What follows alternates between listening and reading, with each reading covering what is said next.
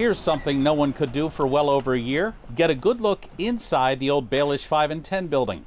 If all goes well, this empty and dusty cavernous room could soon look like this.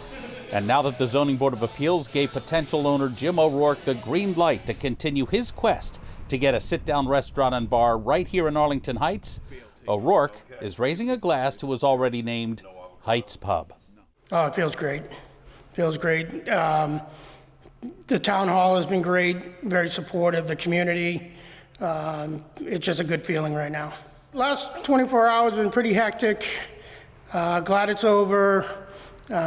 Great results with the variance for the parking. That was one big hurdle. I'm glad to be over. On to the select board, on to the alcohol commission, and try and get this thing started. And when is the select board, and when do you go before the alcohol commission, or is that still up in the air? That is still up in the air. Jim O'Rourke says plans have already been drawn up, so we have a rough idea of the layout. The plans have been drawn for almost a year now. The kitchen will be in the back third of the space, and the bar will run up the left side of the space with the tables on the left. Jim O'Rourke tells me that the Balich building here is roughly 2,100 square feet, which is slightly larger than the First House Pub just a few miles away here in Winchester. The First House Pub is roughly 2,000 square feet, so there's really not much difference when it comes to the area here as opposed to the area in the Heights Pub in the Balich building when it comes to size. Here's your drink. Hey, thank you very much. Appreciate it. The Heights Pub in Arlington Heights would accommodate roughly 65 people, have roughly 12 tables. It would have lots of good food,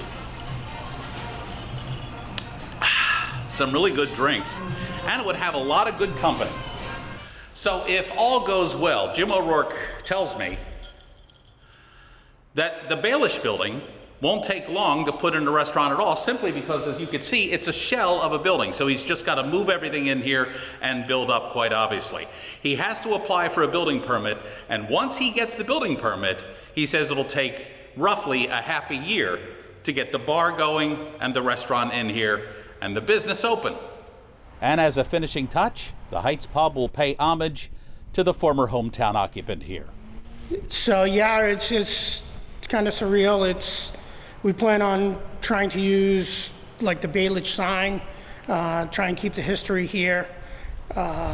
Maybe even name a burger, the Balich burger or the Five and Dime or something.